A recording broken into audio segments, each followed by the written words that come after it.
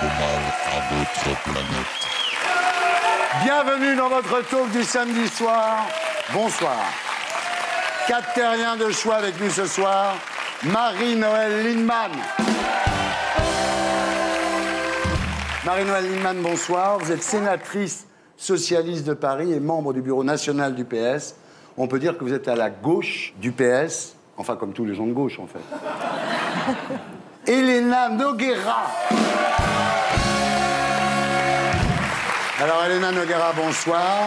Vous êtes ou avez été à la fois mannequin, animatrice, comédienne, actrice, écrivaine, chanteuse. Ça vous intéresserait de rencontrer un bon conseiller d'orientation une fois pour toutes? Et Nagui. Nagui, vous êtes ici ce soir pour nous parler de votre combat pour que Taratata renaisse, pour que nous puissions continuer à voir Kali, Christophe Maé, Amel Bent, Zaz, et Stromae. Alors, Elena, belge, Stromae, belge, ça fait 2 artistes belges sur ce plateau. C'est vous qu'on a échangé contre Depardieu? En P3, après le zapping et Gaspard Proust, nous accueillerons notre invité du samedi 20h ce soir, Jacques-Michel Huret, qui nous racontera comment il a subitement oublié 30 ans de sa vie. Nous sommes ensemble jusqu'à 20h25 avec les gréements de fortune.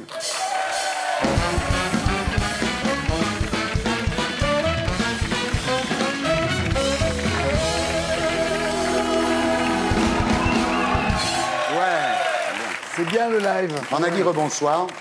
Alors, vous êtes Nagui, après Laurent Delahousse et Harry Roselmack, le 3e animateur préféré des Français.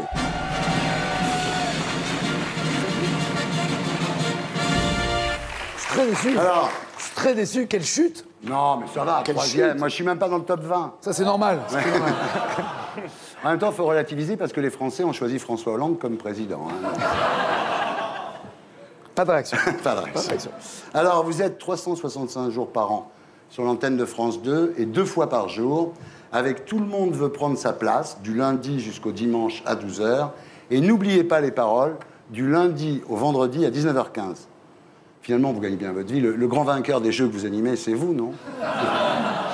Les gagnants de jeu gagnent plus, quand même. Ah, quand même. Mais moi, c'est régulier. Voilà, la différence, c'est vous, c'est sûr. Là. Alors, il y avait aussi votre mythique émission Taratata. Et puis, en juin dernier, c'est le drame.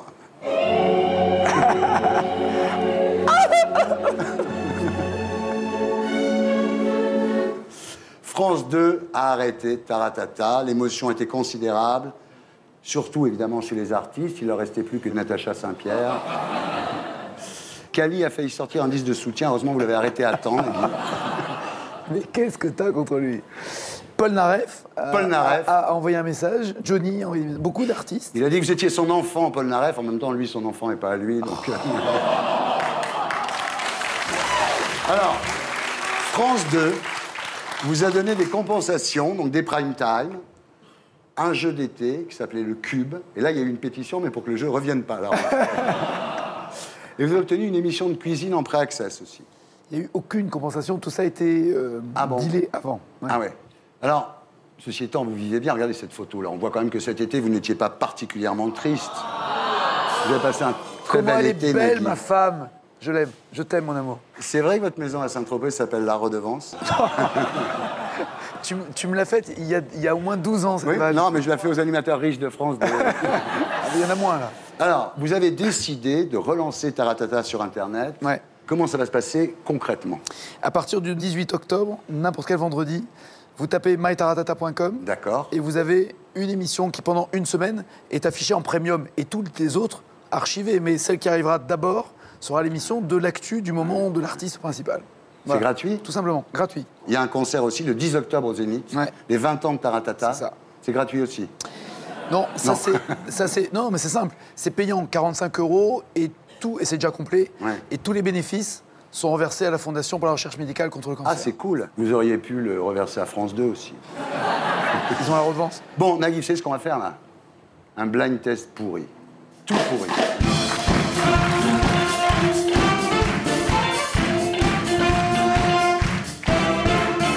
Attention.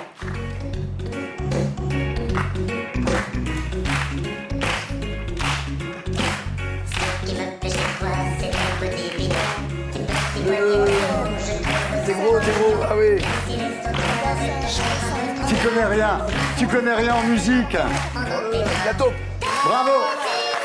René la taupe. Carla Bruni. Bravo. Qu'est-ce que tu fous, toi? T'aimes pas Carla Bruni? Non, mais franchement, j'aime bien cette musique. Ouais. Non, elle n'a rien à voir avec la personne, mais Ouais. enfin, je veux dire, mais la musique est belle. Attention. Ça, alors là, franchement... Je dirais Shaft. Non. La gamme. Il est beau. Bénémi, Oui, bravo. patrimoine culturel, s'il te plaît. J'aurais parié sur Il est beau le lavabo. Attention, on continue.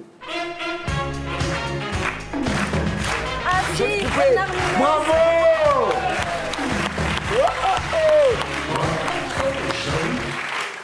Voilà, c'est très dur. Là. C'est culte. Georges Caef. Ouais, bravo. Georges Caef.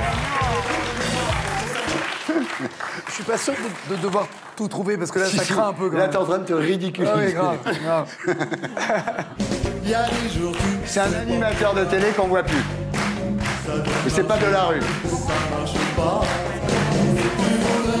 C'est introuvable. Ah, Bravo. Il y a des connaisseurs dans le public. Philippe Brisoli, bravo. Vous sortez, monsieur. Attention.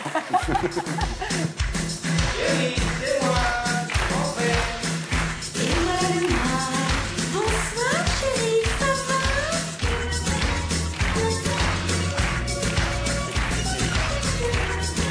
Sophie Samuel. C'est horrible. Et le dernier?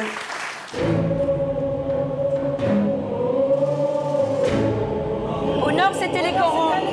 Bachelet. Si. Les enfants de la Croix de Bois, les Les Russes. enfants de la Croix de Bois. Ils sont vieux curés. Les curés.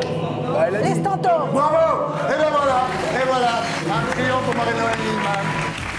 Elena Noguera, rebonsoir.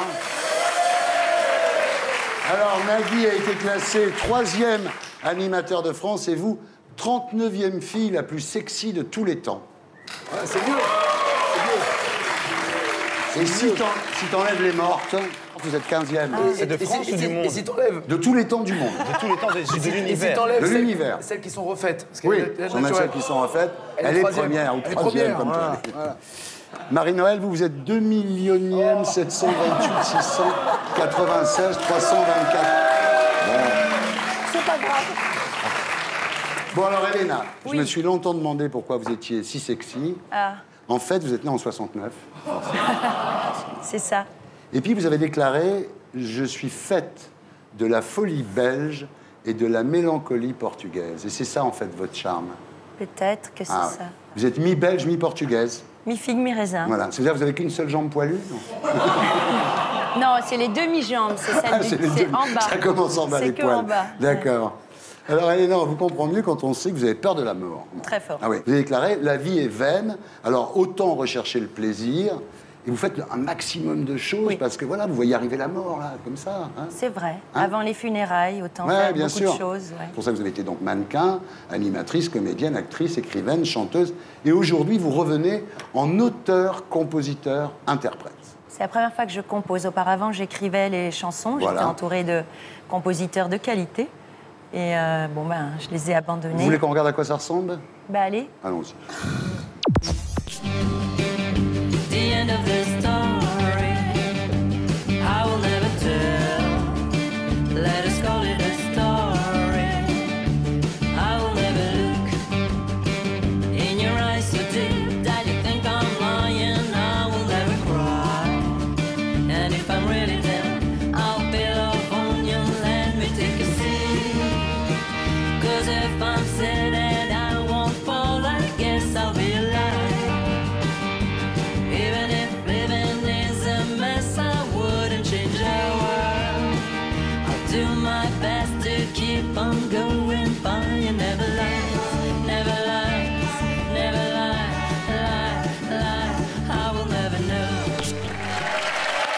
bravo.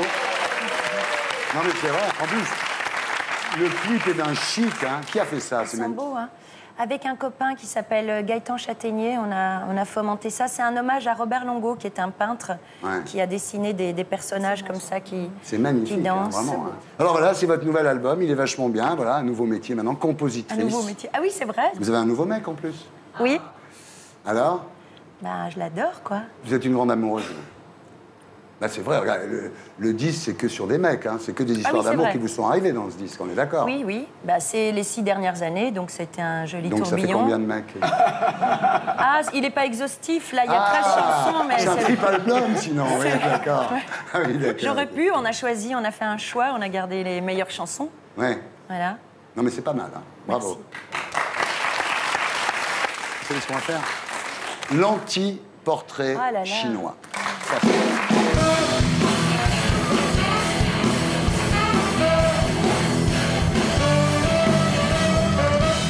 Alors, Elena, si vous étiez un défaut, La gourmandise. si vous étiez une injure, Crétin. si vous étiez une mal... C'est un peu violent, ouais. Ah oui, Ouais. on est à la télé quand même. Si vous étiez une guerre. Des sexes. Si vous étiez un vice. La luxure. Oui. Hein. C'est ça? C'est ça. On est C'est un vice. Non, c'est une qualité. Ouais. Il y a des trucs, je suis pas sûre. Si vous étiez un bouton.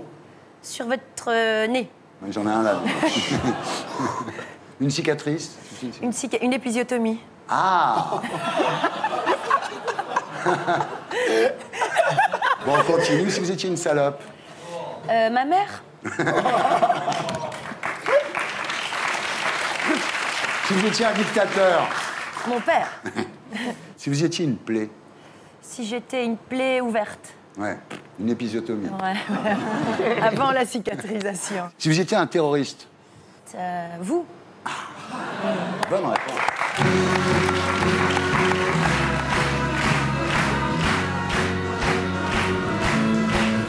Alors, Stromae, rebonsoir.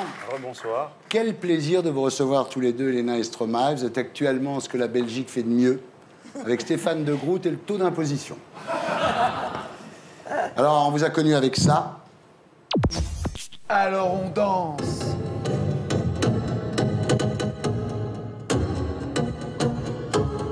Excuse-moi de te déranger, mais tu serais pas en train de faire de la merde? C'est ça. Con. Tu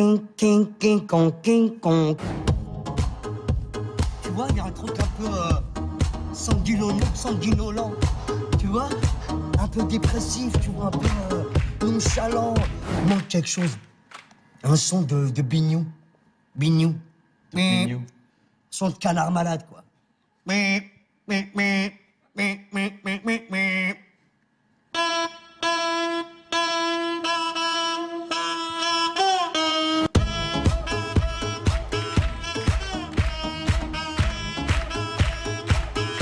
J'ai envie de faire un truc genre alors on s'amuse, Alors on s'amuse. Alors on s'amuse. Alors on s'amuse. Vas-y, balance. Alors on s'amuse. Alors on s'amuse. Alors on s'extasie. Alors on s'extasie. Alors on s'extasie. Alors on s'extasie. Alors on s'extasie. Alors on s'extasie. Alors on danse.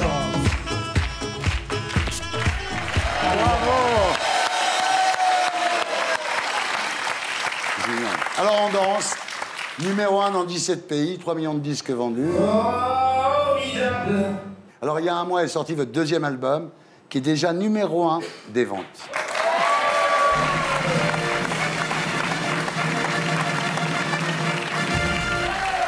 Comme ça, on a les deux. On dit que si la Belgique a les moyens de rester dans la zone euro, c'est grâce aux ventes de vos disques. C'est vrai. Figurez-vous que c'est tout à fait vrai. Alors, cet album Racine Carrée inclut le morceau Formidable. Et Papa Outé. Dans Papa Outé, on retrouve cette histoire de paroles un peu déchirantes sur une musique afro-dance. Oui, c'est ça. Ouais, Aphrodite, c'est cool. On m'avait jamais donné cette appellation-là. Pourquoi pas? C'est vrai. Ouais. Donc, j'avoue que oui, on peut le voir d'une fois de plus. Oui, noir ou quoi, ou sombre. Mais non, en Bah, fait, c'est c'est la sombre, vie. quand même. C'est pas sombre, surtout c'est une question en fait. C'est vraiment papa où t'es, en fait c'est un peu le rôle du père quoi. Alors quand on est adolescent, on lui en veut, ouais non de toute façon t'as jamais été là pour moi, mais bon c'est un peu la phrase bateau. Et puis quand on grandit, on se dit simplement bah, il a fait de son mieux en fait, point. Et essaye de grandir et essaye de faire toi de ton mieux quoi. C'est ça la question vraiment de la chanson, c'est pas inquisiteur vis-à-vis de qui que ce soit, c'est plus aux trois quoi, grand-père, papa, fils. Le clip en plus est juste sublime quoi. Ben, je passerai le message parce qu'on était à beaucoup et on a beaucoup sué, donc je passerai le message. Vraiment, c'est exceptionnel. Hein. Aussi bien la musique que vous, que le clip. Enfin, franchement, c'est de très grande qualité. Alors, Papa Outé, vous dites, papa était invisible. Je ne l'ai pratiquement pas connu. Je l'ai vu 3-4 fois. Surtout qu'il est parti à 9 ans, donc c'était un peu difficile de rattraper le temps perdu. Votre mère est flamande. Votre vrai nom, c'est Paul Van Haver. Exactement. Ça fait un peu coureur cycliste, hein, quand même. Non Avec l'accent, si tu veux. Van Haver. Van Haver. Van Haver, ja. Ja, dat is moeilijk ook, hè? Ja. Ik heb vergeten alles, maar ik begrijp. Hè? Ah, je begrijpt. Vous parlez flamand, là Ouais. Je suis très On impressionné. vient de vous insulter. Elena Noguer. Alors, votre père était un architecte rwandais qui fait. était coureur et dragueur. Hein. Oui, c'est dur, ça. Ouais, C'est un peu dur. Pas plus que n'importe quel homme, en fait. ouais, ouais. C'est un peu notre métier. N'est-ce pas? En fait, Donc, vous ne l'avez pas connu. Il est mort, assassiné au Rwanda quand vous aviez 12 ans. Et vous dites, j'étais plus triste de voir ma tante souffrir d'avoir perdu un frère que moi d'avoir perdu un père. Dire que c'était pas dur pour moi, ce ne serait que mensonge. Mais c'est sûr que ça a été plus dur pour ma tante. Elle l'a vraiment connu. Ouais. C'est un frère qui est parti. Et moi, c'est vrai qu'on s'est vu, évidemment, et j'ai pu mettre un visage sur mon père. Mais au final, la plus grosse douleur, c'est de se dire que je ne pourrais jamais savoir qui il était vraiment, à part via. Alors, c'est votre mère qui vous a élevé, vous, vos 3 frères et votre sœur. Et votre mère vous poussait à faire de la musique, à chanter. C'était du temps en bruxellais. J'ai failli faire de la danse classique, figurez-vous. Ben, Mes frères me l'ont interdit. Vous avez le look. Et votre mère, elle vous amenait en voyage, en Bolivie, dans des autocars avec des vitres cassées. C'est ça. Un petit peu, ouais, baroudeuse, ma maman. Ouais. Mais finalement, ça vous a fait du bien. Ouais, exactement, au cerveau, ça ouvre le cerveau, ça, Bien sûr. ça nous permet de voir la vraie dignité ailleurs, en fait. Ouais. Et c'est mieux que le all inclusive, finalement. Ah oui, c'est plus nourrissant, psychologiquement, je crois. Je l'adore. Alors, à 17 ans, vous lancez dans le rap sous le nom de OPS Maestro, qui deviendra évidemment Stromae en verlan. Ouais. Et le succès arrivera en 2005, quand vous vous tournerez vers la musique électronique, en fait. J'avais un petit peu économisé en travaillant dans un fast-food connu. Donc j'ai pu sortir mon premier maxi, payer une partie de mes études aussi. Ouais. Et puis finalement, c'est un peu plus tard à la fin de mes études de cinématographie en option son, que je fais un stage dans une radio et qui décide de jouer le morceau, alors on danse. Et la suite, on la connaît. Hein. Ça marche tellement que vous allez vous installer en France pour payer plus d'impôts. Très bien. Eh bien exactement, justement. Qui fait Voyez, plaisir à il y a des gens Marie-Noël. qui viennent. Hein. Bon, Marie-Noël Lindemann, rebonsoir. Alors, vous êtes sénatrice socialiste de Paris, membre du bureau national du PS et du courant Maintenant la gauche, qui est situé à la gauche du PS. On vous surnomme la passionnariat du PS. Oui. Vous allez me dire pourquoi les sénateurs socialistes ont voté contre le cumul des mandats. Alors, pas tous. Alors là, on a eu droit à une implosion terrible des socialistes. Il y en a à peu près un bon quart qui a voté comme moi contre le cumul des mandats, sans nuance et sans artifice. Une autre partie a voté franchement contre. Une autre s'est abstenue. Enfin, honnêtement, on ne s'est pas vraiment honoré dans cette affaire. Non. Vous savez que sur Public Sénat, on vous traite de ringard, les sénateurs socialistes. Hein. Ce qui est ennuyeux, c'est qu'on ne se rend pas compte à quel point il y a une crise de la pratique politique qui n'est qu'une conséquence de tas d'autres choses. Mais que si on ne modifie pas la pratique politique, on risque de ne pas modifier non plus la politique. Bon, à part ça, le Sénat, c'est sympa, non? C'est la seule maison de retraite de gauche. Vous avez non, mais tort. d'habitude, les maisons de retraite, les gens, c'est vous pas avez tort. Vous avez tort, puisque la moyenne d'âge au Sénat est comparable, voire légèrement inférieure à celle de l'Assemblée nationale. Alors, vous êtes très critique avec les membres du PS en général. Vous avez beaucoup critiqué Mitterrand, Jospin, Ségolène Royal. Vous avez écrit un livre qui s'appelle « Au revoir Royal ». Et vous faites la suite, d'ailleurs, qui s'appelle « Faut pas rester là, madame, il y a des gens qui travaillent ». Non. Je pense que quand il y a eu des défaites politiques, mettre la tête sous l'oreiller et faire « mais non, c'était pas grave, on verra la prochaine fois », je n'y crois pas. Ouais. Je pense qu'on doit, à la dureté que vivent les gens quand on rate nos politiques, on doit une certaine dureté d'analyse pour pouvoir être capable de changer vraiment. Alors Hollande, vous ne le critiquez pas, vous manifestez contre lui dans la rue. Le 10 septembre, vous avez manifesté contre François Hollande sur la réforme des retraites en J'ai disant manifesté contre la réforme des retraites, c'est plus important. Hollande, t'es foutu, le PS est dans la rue, franchement. Alors, quand vous ne critiquez pas vos camarades du PS, comme tous les socialistes, vous cherchez des idées d'impôt. Oh, punaise. Oui, tu vas voir, Marie-Noëlle Lienemann veut qu'on taxe les 500 Français les plus riches. Oui, Alors, ça représente quand même, effectivement, il faut le dire, 330 milliards d'euros. 16% du PIB. Mais ils sont déjà taxés quand même, ces riches-là, non? Oui, mais beaucoup moins qu'ils ne le devraient, parce que je vais vous dire J'adore. pourquoi. Leur patrimoine a augmenté de 25% en un an. Je sais, j'ai vu ça, oui. Qui voit son patrimoine, alors surtout Pas pas, moi, ceux qui je dis. travaillent. Moi, quelqu'un qui s'enrichit par son travail, Oui. qui n'est pas dans la spéculation, dans la rente ou de vivre des actions et des dividendes pendant qu'on n'augmente pas les salaires, personnellement, je n'ai rien à reprocher. Ce que je n'accepte pas, c'est que cette richesse, elle est accumulée sur le dos des autres. Vous êtes, vous êtes contre l'idée que ceux qui gagnent par leur travail plus d'1 million d'euros soient taxés à 75%. Non, d'abord... Si, vous avez dit, si on Oui. travaille et qu'on gagne, c'est bien. Je sais bien, mais on doit aussi contribuer à proportion de ses facultés respectives au grand service de l'État. Quand vous avez l'éducation, il faut la financer. C'est pas injuste que celui qui gagne beaucoup... Comment vous voulez motiver quelqu'un à gagner plus, à travailler plus et à bosser mieux Je si ne vous lui dites crois pas qu'il y a- il te restera 25%? Parce que je pense qu'il y a un certain seuil, l'accumulation de richesse n'est pas proportionnelle à l'effort qu'on fournit. Mais attendez, Marie-Noëlle, pourquoi on les fout pas en tôle, ces enculés? Non, je ne suis pas d'accord. Non mais franchement, Non, je... non. Mais qu'est-ce qu'on s'en fout? En tôle. Moi, je les mettrais en tôle, moi. Et je vous rappelle qu'aux États-Unis, il y a des riches qu'on dit ça suffit, on est trop riche, on devrait payer davantage. Mais oui, mais Donc vous moi, savez, ils payent 30% d'impôts, ils veulent qui veulent Oui, payer mais davantage, ils attendez, payent pas alors, 75. Les alors, Américains qui veulent payer plus, 30% ils payent pas sur beaucoup. la totalité de leurs ressources, Ouais. ce qui n'est pas le cas en France. Je ne crois pas à une société de totale égalité, que l'argent constitue une des stimulations, mais il y en a d'autres. L'utilité sociale, le fait d'être reconnu par les autres, de passer, de faire quelque chose qu'on va transmettre dans la vie. Non mais Marie-Noëlle, on Il y est a sûr que ça d'autres. part d'un bon sentiment. Enfin, la Non, bonne c'est pas nouvelle, le sentiment, la c'est bonne une nouvelle, question c'est que pour le aussi. moment, c'est votre idée de taxer là, les super riches. Vous avez 1907 signatures. Alors peut-être que les gens ont plus de quoi se payer un bic, mais je sais pas. Mais... Non, j'ai pas lancé de pétition là-dessus. Ouais. Je veux quand même signaler qu'en dépit de la fuite de quelques-uns en Belgique, le nombre de millionnaires ne cesse de croître en France et que nous sommes un des pays du monde où il y a le plus de millionnaires. Il y a mais il y a plus de millionnaires en France qu'en Allemagne. C'est le classement de Forbes. Alors, Elena. Oui, alors ce que je comprends pas, tout ça c'est très bien, mais pourquoi les entreprises du CAC 40 sont imposables qu'à 8%? Ben, c'est exactement pour ça que je souhaite une réforme fiscale. Total et d'autres sont très peu imposées, pendant que la petite PME, alors elle, plein Voilà. pot, les Mais cotisations... ça devrait être Eh ben alors, ça mondial, ils faisait devraient le partie. voter. Mais même indépendamment de mondial. Je rappelle que François Hollande l'avait dit dans ses engagements. Oui, mais après, il n'a pas les moyens parce que c'est le monde entier Non, qui il faut pas exagérer. Une partie de la fiscalité pourrait être renforcée pour les grands du CAC 40 en France. Le problème, je vais vous dire, le problème, c'est que Hollande, on sent que par rapport à tout ça, franchement, il a l'air perdu. Regardez.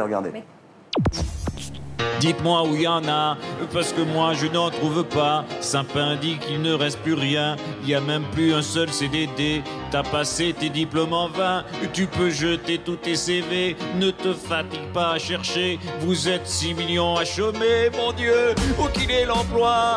Dites-moi où qu'il est l'emploi? Même des boulots tout pourris, je sais qu'il n'y en a pas. Ah, sacré emploi, dis-moi où es-tu caché? Ça doit faire au moins 10 ans qu'on n'a pas signé de contrat. Où t'es, emploi, où t'es? Où t'es, emploi, où t'es? Où t'es, emploi, où t'es? Où t'es, emploi, où t'es? Où t'es, emploi, où t'es? Où t'es, emploi, où t'es? Eh oui. C'est le succès, là. Hein. Non, mais c'est vrai qu'il est un peu perdu. Moi, je vais vous dire, on devrait rappeler DSK. Il a violé personne depuis 6 mois. Non, mais attendez, il se Non, conduit mais bien, surtout, là. ce que je voudrais faire passer comme message quand je vois tout ça, on est un pays où il y a encore d'immenses richesses. Deuxièmement, on est un pays où il y a massivement de l'argent accumulé en rente, en placement, qui n'est pas utilisé pour l'économie réelle. Ça n'est pas vrai que le 5e puissance du monde ne peut rien faire. Marie-Noëlle, C'est pas vrai. au-delà de tout ça, quand on regarde un peu votre vie, on comprend votre militantisme et votre amour des gens, c'est que vous êtes fasciné par Jésus-Christ. Oui, de fait, ça a entretenu en moi une certaine foi, d'abord en l'homme, et quelque part sans doute, comme dirait François Mitterrand, aux forces de l'esprit. Bien. Alors, on passe maintenant à l'actualité de la Terre avec l'édito de Blacko. Et c'est Geoffroy Lejeune, du magazine Valeurs Actuelles, que nous retrouverons sur ce plateau après le Magnéto. Ce soir, suite à l'affaire du bijoutier de Nice, nous nous poserons la question, les Français sont-ils prêts à se faire justice eux-mêmes?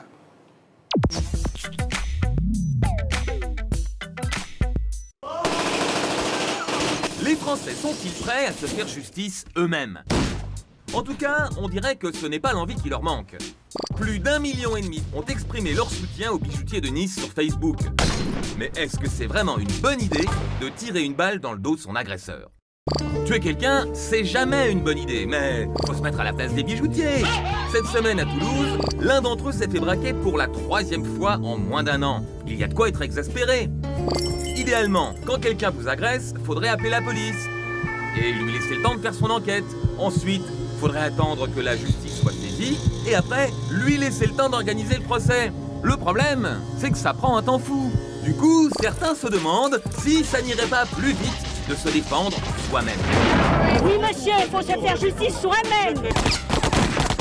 Sur Facebook, plus d'1,5 million de Français ont l'air d'en être convaincus puisqu'ils ont liké la page du bijoutier. En même temps, faut se méfier. Plus de 3 millions de Français ont aussi liké la page Crêpes plus Nutella. En fait, Facebook reste un phénomène virtuel. Mais si on revient dans le monde réel, il y a beaucoup moins de monde pour défendre le bijoutier. La manifestation de soutien organisée à Nice n'a pas rassemblé plus de 1000 personnes. Or, 5 jours plus tôt, il y avait 2 fois plus de monde dans les rues de Nice. Mais c'était pour manifester contre la réforme des retraites et ça n'a pas fait la une des journaux. Ce qui fait le succès de ce genre de fait divers, c'est aussi l'écho que lui donnent les hommes politiques. À Nice, Christian Estrosi, le maire UMP de la ville, était en tête de manif. Pour lui, c'est pas compliqué. Si les bijoutiers se font braquer, c'est à cause du laxisme de la part du gouvernement. Alors c'est sûr, en attaquant Taubira, Estrosi fait plaisir à son électorat. Mais en réalité, le projet de loi Taubira n'a pas fait augmenter le nombre de braquages de bijouterie. Au contraire, ce chiffre a baissé de 14% depuis le début de l'année. Voilà, c'était l'édito de Blacko, mise en image de Julien Grappe.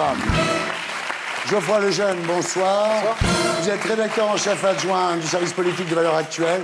Bienvenue parmi nous. Alors, depuis que le magazine Valeurs Actuelles a adopté une ligne droite dure, en s'embarrassant plus du politiquement correct, les ventes ont doublé.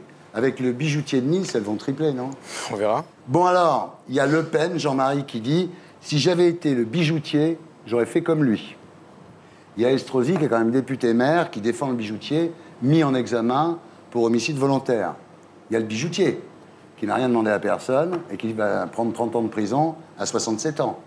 Il y a la femme du braqueur, qui dit « Mon mari était merveilleux ». Alors, puis il y a les gens qui sont submergés par l'exaspération, par l'impuissance face à des violences quotidiennes impunies. Vont-ils finir par se faire justice eux-mêmes? C'est la question. Marie-Noël. J'espère que non. Oui. Mais pour éviter cela, il faut prendre un certain nombre de décisions fermes. D'abord, toujours défendre ses valeurs. Et d'une certaine façon, si la droite est dure, qu'elle assume, mais que la gauche assume aussi les siennes. Sur le terrain social, comme sur le terrain des valeurs humanistes. Deuxièmement, je pense que nous avons besoin, sur ces sujets de sécurité, de renforcer les moyens et de la police et de la justice. Parce qu'il y a aujourd'hui beaucoup d'annonces, il y en a eu beaucoup. Alors, on disait la sécurité sous la droite, on a eu des chutes de postes de policiers et de juges, et nous avons la même chose. À gauche, on annonce des créations de postes. Pour l'heure, une partie des gens ne les ont pas vus. Donc renforçons les institutions, défendons les valeurs. Et pour le projet Taubira, moi je suis fondamentalement pour une raison simple. Il y a les gens qui sont condamnés à 5 ans pour agression sexuelle. Aux 2 tiers de leur peine, vous les mettez en liberté. Je vais vous expliquer. Premièrement, la peine, elle est faite en fonction de la personne. Et elle n'est pas automatique comme quand vous mettez le truc dans l'ordinateur. Mais il n'y a pas de juge d'application des peines, vous savez bien. Voilà, mais alors c'est pour ça que je vous dis... Il y a des matons à n'en plus finir. J'allais vous dire... Faut-il encore se donner les moyens? Je suis pour les peines probatoires. Oui, mais à condition qu'il y ait des gens pour les... Des gens pour les mettre en œuvre. Très bien. Alors vous, Geoffroy Lejeune, j'imagine que la loi Taubira, ça vous épouvante. Tout ça est très sympathique, mais Disons que vous répondez en fait au problème actuel par l'aggravation de ce qu'on a déjà fait depuis 30, 40 ans. Moi, je ne vois pas vraiment comment l'augmentation des moyens qui est continue dans la justice, dans la police, etc., va résoudre n'importe quel problème. Puis ensuite, il y a autre chose. Moi, la réponse à la question, les Français vont-ils se faire justice eux-mêmes, je l'ai lu jeudi dans Paris Match. Le porte-parole du ministre de l'Intérieur, Manuel Valls, donne une interview qui s'appelle « Protégez-vous vous-même ». Et dedans, il dit je sais que c'est coûteux, que c'est pas pratique pour les commerçants, etc., mais j'incite les gens à prendre des vidéosurveillances, à mettre des alarmes, voire à prendre des vigiles, etc. C'est le porte-parole du ministre de l'Intérieur. C'est-à-dire que la réponse, c'est un aveu de faiblesse incroyable. Quoi. Ouais. La réponse, c'est défendez-vous vous-même. Défendez-vous vous-même. Non, non, c'est pas la même chose. Protégez-vous vous-même. Mais ce n'est pas la même chose que d'essayer de concourir à la prévention globale, et donc la prévention aussi de ses biens, de chez soi et de l'environnement, que de dire qu'on va faire justice soi-même. Mais justement, ils n'ont pas le choix. C'est ça que vous comprenez pas. C'est que c'est terrible pour eux. Ils sont dans une situation... Évidemment, je pense que le budget aujourd'hui... Vous ne comprenez pas. Je vais vous dire, j'ai été élu local d'une ville de banlieue. Je connais peut-être mieux que vous comment ces gens-là subissent les vies quotidiennes. Ouais, mais sauf que vous donc disiez... le côté, vous ne comprenez pas. Non, je comprends très bien. Alors qu'est-ce que vous répondez aux gens? Selon le secrétaire général du syndicat des bijoutiers de la Côte d'Azur, je crois... Oui, il va renoncer à son mandat. Depuis 2005, les braquages ont augmenté de 240%. Le type qui a tué le braqueur, c'était la deuxième fois qu'il se faisait braquer. Je ne sais pas si vous vous rendez compte, mais vous allez voir, les gens n'en peuvent plus, regardez. J'aurais eu un couteau, je l'aurais planté dans la main. Par exemple, vous voyez, je ne me serais pas gêné. Enfin, j'aurais eu un flingue, j'aurais tiré. J'aurais eu une arme sous la main, je l'aurais utilisée. Oui. Parce que c'est trop, c'est trop. Enfin, il arrive un moment où il faut que ça cesse. Alors après, bon, on prend un avocat et puis on se défend. Et puis dans 10 ans, on en reparlera encore. Vous voyez, donc c'est ça le système. Voilà, lui s'est fait braquer 3 fois en 10 mois. L'exaspération est tout à fait compréhensible, mais est-ce que pour autant la bonne solution, c'est d'en arriver à soi-même dézinguer quelqu'un? Mais vous ne leur laissez pas le choix. Le projet de Taubira, c'est ça. Le type qui a braqué, donc qui est mort malheureusement, sera en liberté demain avec le projet. Monsieur. Mais en même temps, vous l'auriez mis en prison, il serait quand même sorti au bout de 6 mois ou d'un an, et il aurait de toute façon refait des braquages. Donc, je ne dis pas que c'est facile de régler ça. Je dis simplement que le fait de mettre les gens en prison ne règle pas le fait qu'il n'y aura pas de la récidive. Nagui, qu'est-ce que t'en penses, toi? Ça, c'est quand même inquiétant. Moi, ce qui m'inquiète, c'est pas spécialement ce qui s'est passé, c'est peut-être la source du problème.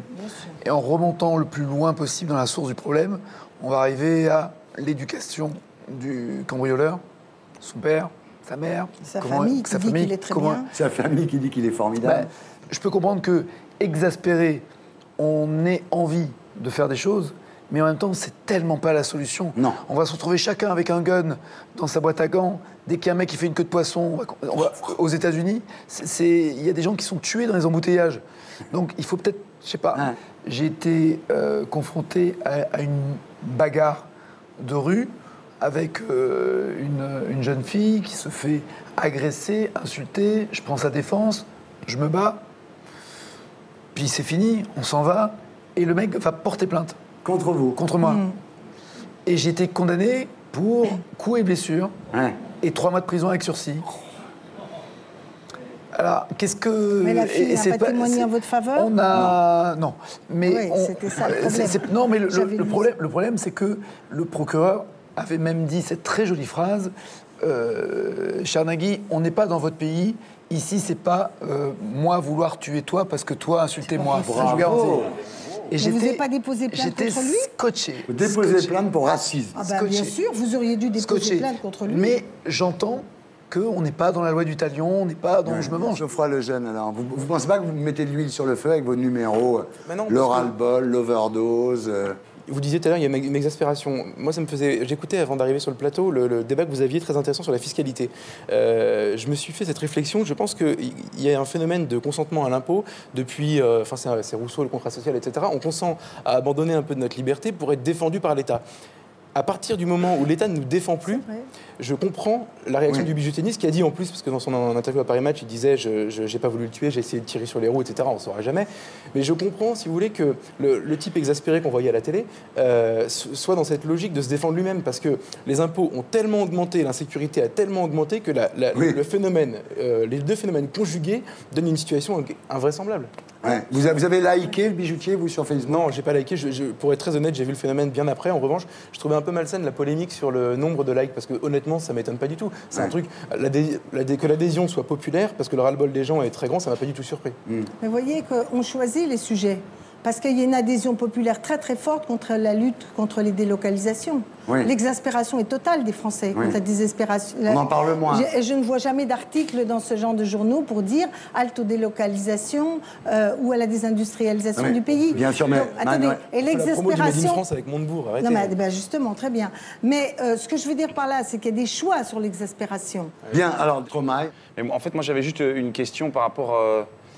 Est-ce qu'on a parlé de ce sujet-là parce qu'il y avait eu 1 million de likes ou c'est parce que le sujet avait intéressé tout le monde simplement? C'est parce que c'était quoi qui était le plus... Non, ça intéressait les gens. Ça intéressait les gens, oui. Oui, parce qu'il y a une manifestation après dans les... Oui, il n'y a pas eu beaucoup de monde d'ailleurs. Oui. Il y a une grosse différence entre les 1,6 million de likes, 1000 personnes à la manifestation. Ouais. C'est la différence entre le virtuel et le réel. N'est-ce pas? Voilà. C'est comme des amis sur Facebook. Voilà, c'est comme des amis.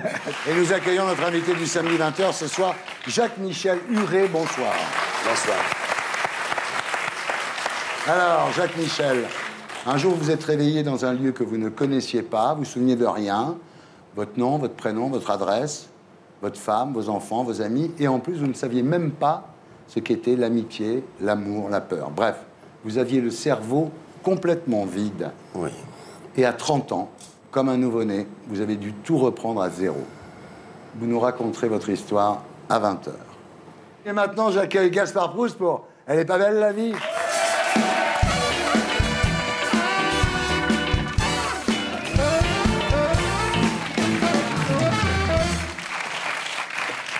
Voilà. Nagui.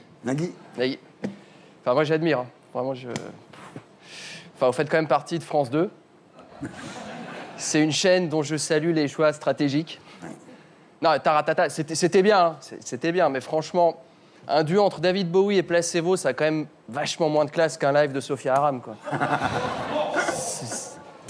Non, parce que cette année, France 2, en termes de programmation, ça met une claque à tout le monde, quoi. Surtout à ses animateurs maison, c'est BAM, quoi, tu vois, c'est... Enfin, Sophia, c'est plus une claque, c'est une lapidation, quoi. Moi, je savais pas qu'Al-Qaïda produisait des émissions, quoi, Cela dit, je trouve très courageux de bosser pour le service public. Vraiment. Être soumis à la loi de l'audimat tout en ayant les salaires de la fonction publique. Alors... Je ne vais pas parler que de la télévision, parce qu'on a aussi des invités un peu... Enfin, on a la chance d'avoir Marie-Noël ce soir sur le plateau. Je suis votre champion, là, le président, là, le camarade social-démocratovic, là.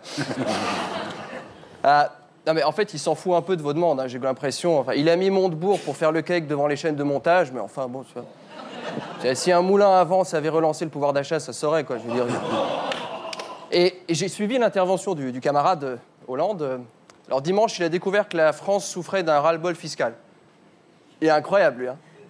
Vous savez, c'est comme un chirurgien qui opère sans anesthésie. Il va voir le patient et lui dit « Putain, ça a dû faire mal. Hein. » Alors, le plus inquiétant, si vous voulez, c'est que moi, je comprends pas ce qu'il dit. Enfin, autant avant les élections, bon, je comprenais. L'ennemi, c'est la finance, j'aime pas les riches, Sarkozy, les méchants. Ça me parle, j'acquiesce. Enfin, you know, just like, you know. Mais là, c'est devenu le Gérard Majax du brouillard fiscal, quoi. Moi, c'est la transfiguration, le discours de Tadei dans le corps de Cyril Hanouna, quoi. Alors, non mais, les gens, ils l'alpaguent. Ouais, mais monsieur Hollande, mon pouvoir d'achat. Alors lui, il est là, il répond, j'ai entendu cette préoccupation et je veux y apporter une réponse.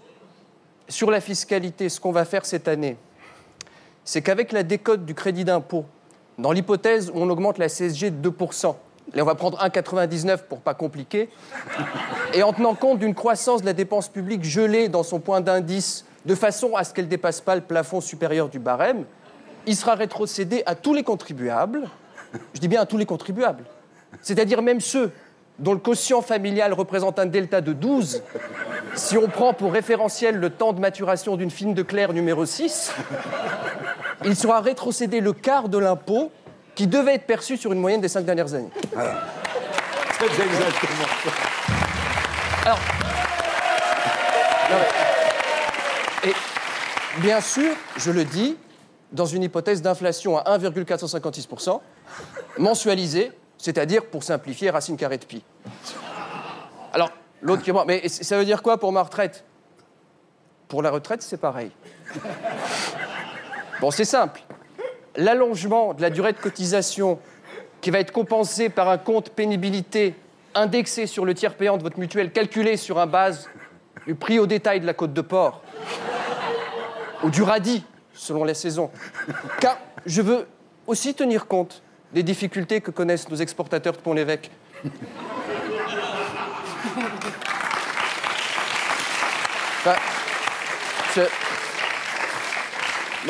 Enfin, moi, je l'entends parler et je me dis, mais là, en fait, il vient de mettre de la vaseline ou pas?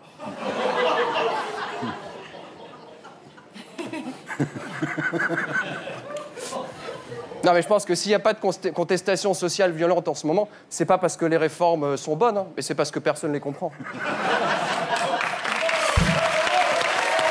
Ouais.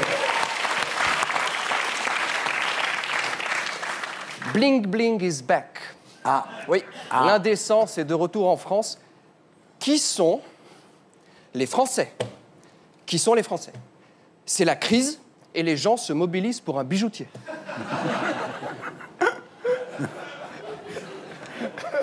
Moi, ce qui m'impressionne chez les braqueurs de bijoutiers, c'est leur rapidité pour choisir les bijoux. Ah oui. Ils savent tout de suite ce qu'ils veulent. Oui.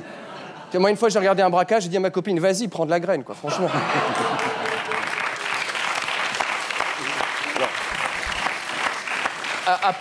Après, on dit que le type, c'est un récidiviste.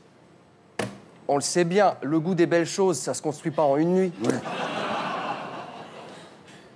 Alors, évidemment, la famille du braqueur dit qu'elle a confiance en la justice. Tu m'étonnes, quoi. C'est normal, après 14 récidives toujours en liberté.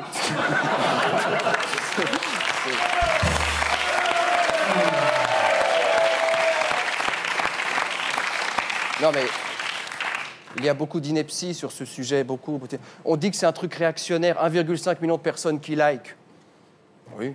C'est quand même vachement rare que des réseaux d'extrême droite soutiennent un mec qui s'appelle Turc. Hein. Bah, ce qui est inquiétant, c'est que 1,5 million de likes, en une semaine, ça va donner des idées de buzz à certains, quoi. Il paraît que depuis le phénomène des bijouteries, dans le sud-ouest, on a déjà vu François Bayrou rôder près des bijouteries. Tu vois.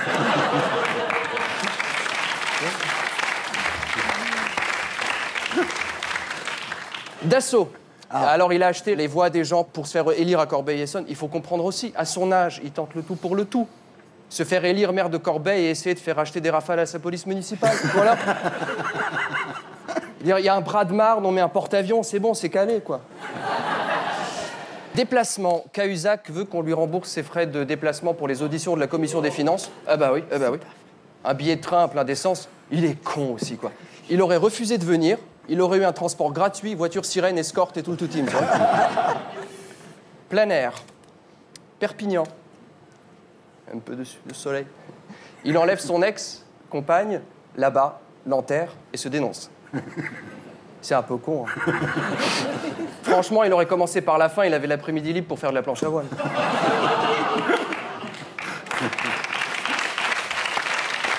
C'est pas. Alors, on va terminer par la bonne nouvelle, parce qu'il faut quand même mettre de l'espoir et de la confiance. Parce que sans ça, il n'y a pas de croissance. DSK a retrouvé un job. Il va conseiller le gouvernement serbe pour redresser la situation économique locale. Alors, ça n'a pas dû être très difficile de le convaincre. On lui a dit « Venez ici, c'est un grand bordel. » Alors, pas belle la vie? C'était Gaspard Proust, que vous retrouverez ici la semaine prochaine. Et d'ici là, demain, à 15h15, sur Canal+ décalé. Et bien sûr, sur canalplus.fr. Terrien. Vous aussi, vous pouvez suivre l'actu de l'émission et réagir sur Twitter via le compte Les Terriens et le hashtag SLT. On passe maintenant à notre invité du samedi 20h.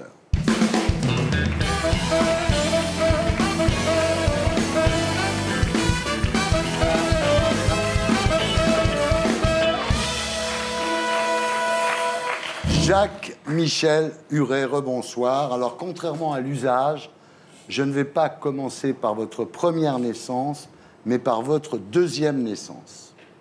Nous sommes au mois de juin, il fait beau. Vous vous réveillez seul sur un banc, au milieu d'une grande place, bondée de monde, vous tentez de mettre en marche votre mémoire, rien. Votre cerveau est vide, incapable de réfléchir.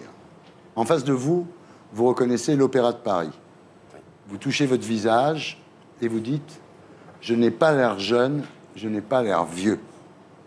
Et à votre doigt, vous découvrez une alliance et vous vous dites « Alors j'ai une femme ». J'avais devant moi, quand je me suis réveillé, un brouillard. Le brouillard s'est dissipé, j'ai vu l'opéra et je savais que c'était l'opéra. Donc je savais, l'opéra, c'est Paris, il n'y a pas de souci. Mais la brume, elle ne s'est pas barrée de ma tête. Ouais. Je me disais, c'est un rêve, je rêve, c'est pas grave, je vais me réveiller. Vous constatez à ce moment-là que vous portez un manteau rouge avec 60 francs dans une poche, un pantalon et des chaussons d'intérieur. Et vous dites, je dois habiter juste à côté si je suis en chaussons. Ah bah oui, mais pour moi c'était l'évidence. Puis d'ailleurs, je repère une cabine téléphonique à côté. Je dis, ça se trouve, je suis juste sorti pour téléphoner ou pour attendre un coup de téléphone. Quelqu'un va m'appeler, il faut que je reste. Alors à côté de vous, il y a un petit sac en plastique et à l'intérieur, il y a une cordelette, un quignon de pain, un ticket de métro, une carte de Paris. Quand j'ai vu la carte, j'ai dit, si j'ai une carte de Paris, je suis pas parisien. Bah ouais. Alors là, vous décidez de quitter votre banc pour déambuler dans les rues de Paris. Vous crevez de faim, vous avez 60 francs, mais vous ne faites pas le lien argent, achat, manger. Non. Je suis rentré dans un petit supermarché qui n'était pas très loin du banc où j'étais d'ailleurs.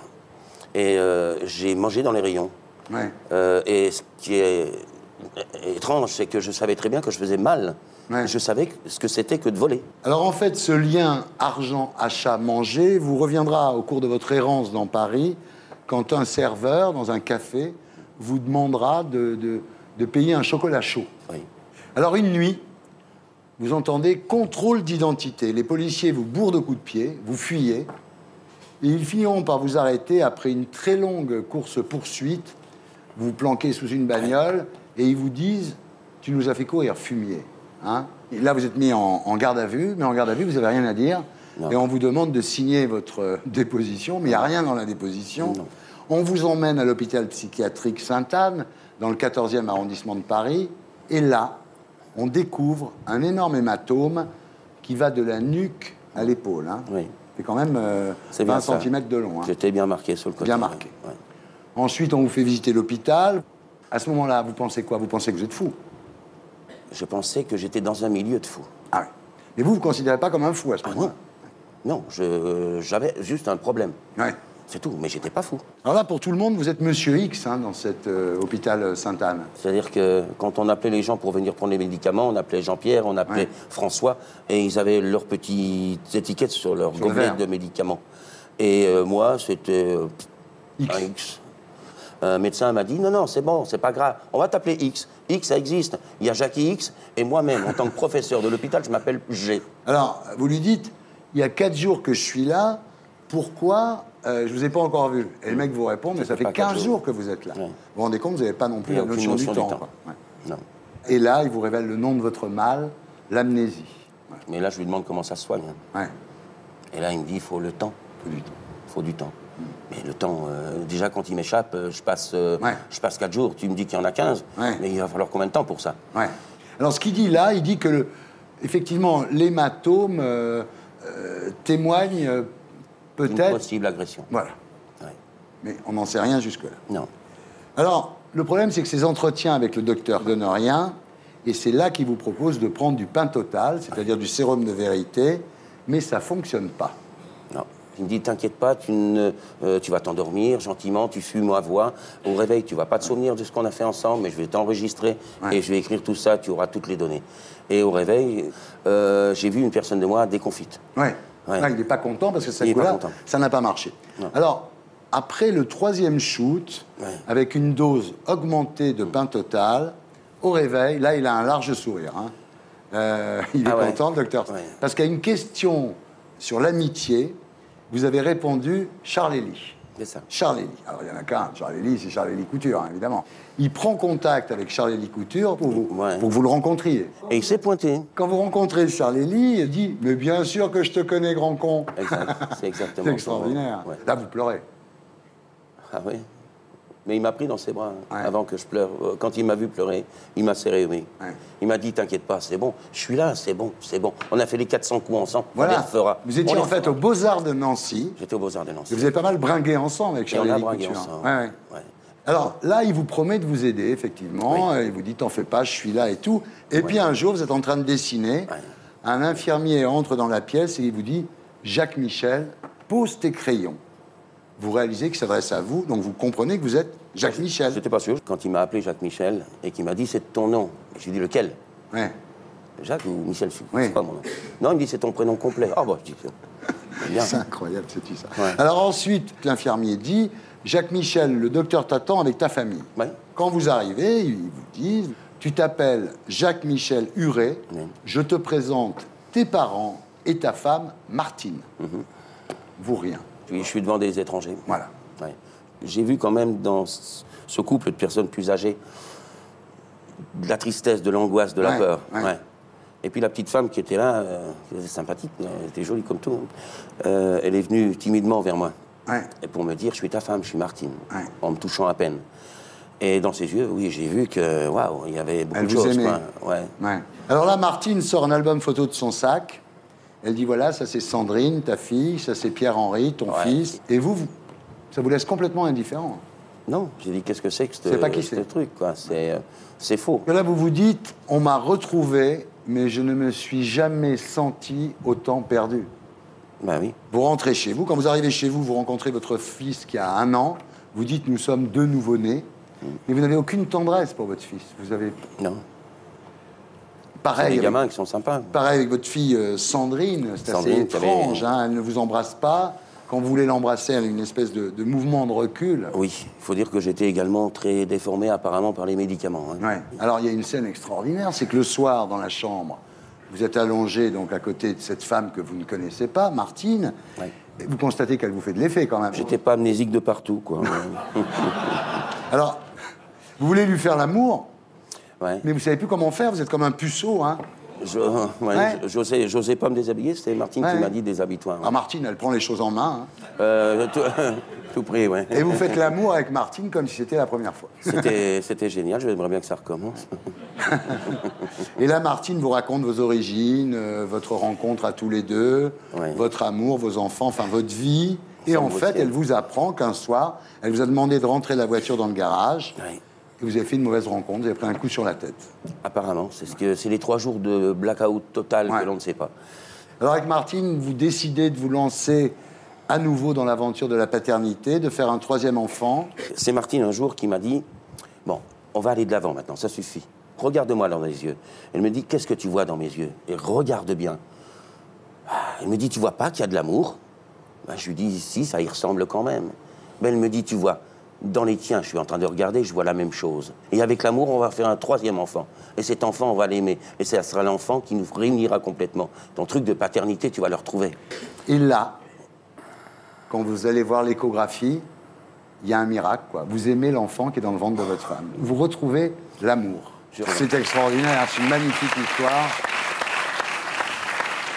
Et là, quand vous allez à l'échographie, vous voyez votre enfant, votre 3e enfant dans le ventre de sa mère, vous l'aimez. Et bientôt, cet amour s'étendra à vos 2 premiers enfants. Bien sûr. Alors, vous cherchez du boulot, et un jour, vous prenez un carton plein de reliques, il y a des feuilles de paie, il y a des diplômes, enfin tout ça. Vous allez à la NPE, et la fille, contre toute attente, vous dit « J'ai du boulot pour vous. Formidable. En fait, vous êtes architecte. Et quand vous commencez à bosser et que votre patron vous montre les plans d'une ancienne préfecture à rénover, là, c'est un miracle. Là, c'est le miracle, c'est comme un film. C'est-à-dire que vous voyez les choses en 3 dimensions, vous voyez les immeubles se construire, vous redevenez architecte, quoi, ce que vous étiez avant, évidemment. C'est les interrupteurs qui s'allument au fur et à mesure. Voilà, c'est ça. Alors, ce qui est extraordinaire, c'est que là, vous recommencez une carrière à succès dans l'architecture. Ah, on s'est éclaté, là. Voilà. Alors maintenant, on va faire l'interview comme je la fais d'habitude, c'est-à-dire en commençant par le début. Alors, si vous n'aviez pas été amnésique, je vous aurais accueilli en disant « Alors, Jacques-Michel Huret, vous êtes né le 17 décembre 1957 à Nancy, père cadre à l'URSSAF, mère couturière. » Voilà, et on aurait fait une interview dans le sens normal. Et jingle, obligé. Jingle. Voilà, la boucle est bouclée. Merci de votre témoignage. Merci à vous tous. Merci. Formidable histoire. Mes enfants ont dit une fois, mais papa où t'es? Ah, papa où t'es? Vous disiez, oui, architecte en plus, donc c'est marrant. Mon père était architecte aussi. Ah oui, c'est vrai, ton père était architecte. Et son père était architecte.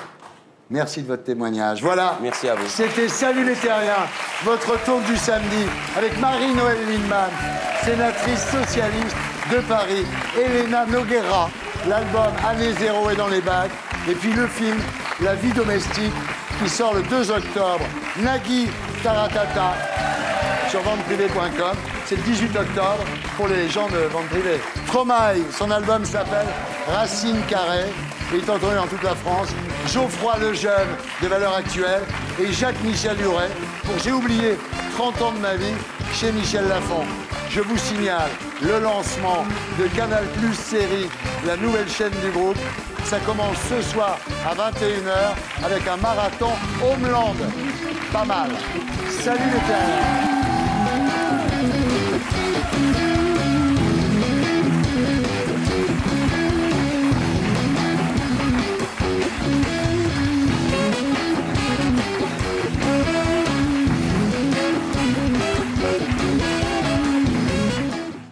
Et pour être sûr de ne rien rater de Inarditube, abonnez-vous et mettez un pouce bleu.